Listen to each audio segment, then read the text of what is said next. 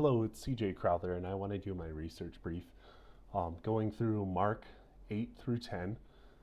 First, I want to be going through how Peter was able to influence Mark's gospel, and then explain how Mark portrays discipleship and servant leadership, while diving further into connecting those insights into Peter's later teachings. Ultimately, I want to show how Peter is changed through discipleship and then putting his learnings into action. Peter's influence on Mark's gospel. Taking it back, Peter appears frequently more than any other disciple within the Gospel of Mark, and there's remarkable honesty in the reflection of how Peter is betrayed. Not only did Peter influence Mark's gospel, but Mark was able to preserve Peter's failure for future believers to learn from them. John Mark, that's who wrote the gospel.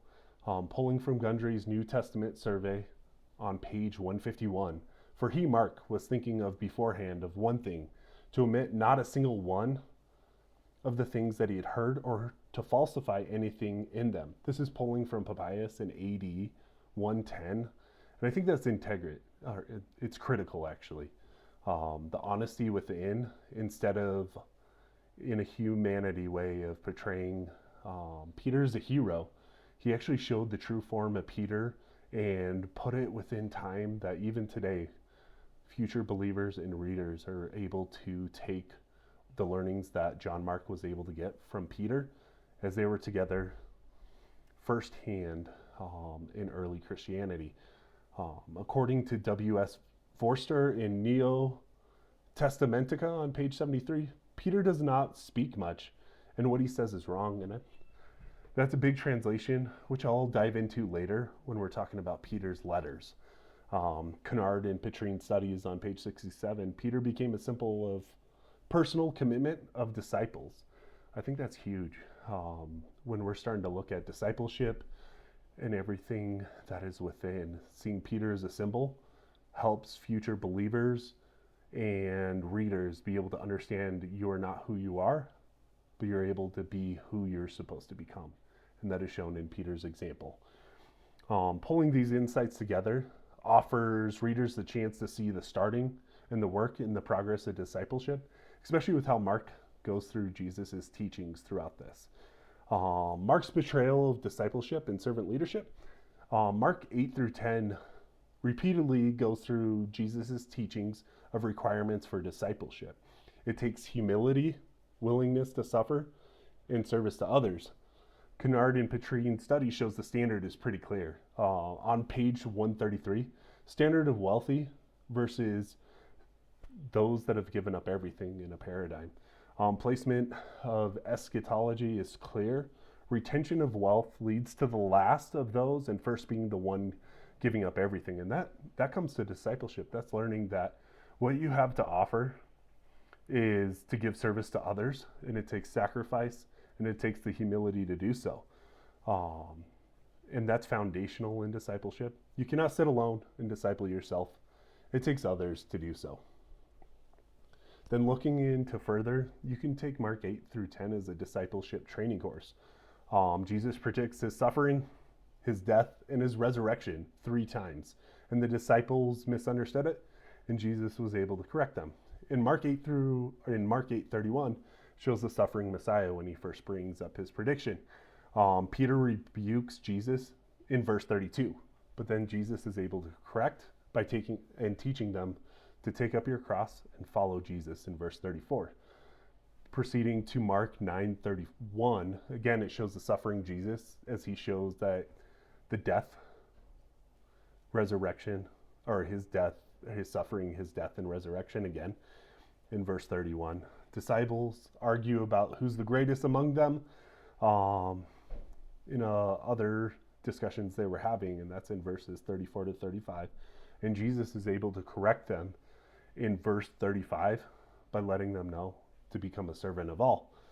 Then again, Mark 10:33 to 34, this is the 3rd time Jesus is teaching about predicting his death, or his suffering, his death, and then his resurrection. And then James and John are seeking status within that portion. as they want to sit next to Jesus in verse 34. And again, Jesus corrects them with teaching them to be a slave of all in verse 44.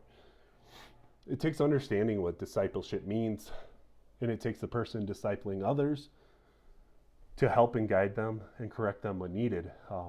The disciples were able to get this firsthand in Mark's writings, but it's different for today's age. It's important that when being discipled, you may not get it right the first time. You need someone to guide you and correct when needed. And they also have to have biblical groundings that is correct.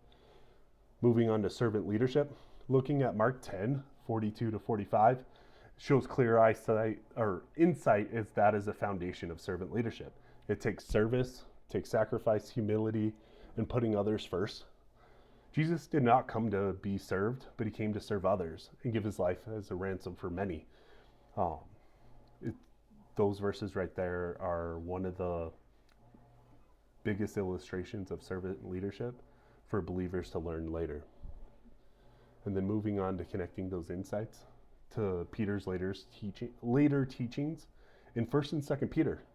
A great question to ask is what happened to Peter in between Mark 8 through 10 and then the Peter in his letters.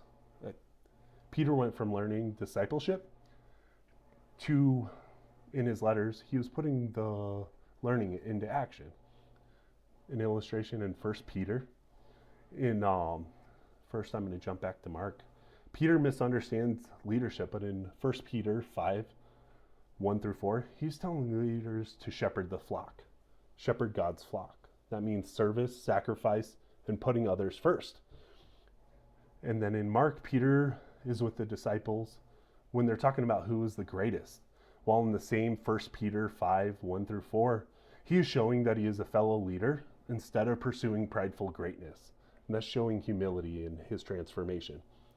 Moving to 2 Peter. In Mark 8 through 10, Peter is wanting position with how he is learning from Jesus. 2 Peter shows the character transformation. Discipleship leads to maturity as shown in Peter's instant. Instead of asking who is the greatest, Peter, when discussing the virtue list in 2 Peter, verse 5 through 7, is seeking maturity by asking believers, asking if a believer is growing in their faith. Virtue, knowledge, self-control, steadfastness, godliness, brotherly affection, and love. Suffering is laid out within instead of pride. Peter shows humility, suffering, and then utmost the love of God, just like Jesus had showed in his teachings in Mark 8 through 10. His failure became a part of his testimony, and he was able to do that within his letters. Pulling 1st and 2nd Peter together, Peter shows discipleship journey in action. From speaking rarely to teaching on discipleship and servant leadership. It is important to look at the progression of what a person like Peter was and who he became. There's compelling evidence that Peter's influence was throughout Mark's gospel. Peter's failures with honesty, that is one of the most important things Mark did for believers. And then looking at the Peter in Mark, he rejected suffering, but became the Peter who said to endure. He struggled with humility, but then he became the one to encourage and to be humble before God. Peter sought greatness, but later taught servant leadership and Christ-like character. And we can learn discipleship from Mark 8 through 10. We can see the progress of somebody that's learning to discipleship in action. Peter not only became somebody who spoke and was wrong, but then he became a foundational character. Instead of character, his character was shown throughout. His spiritual growth is unmatched, from the symbol of discipleship, as Kennard put, to the showing of discipleship in action. Thank you.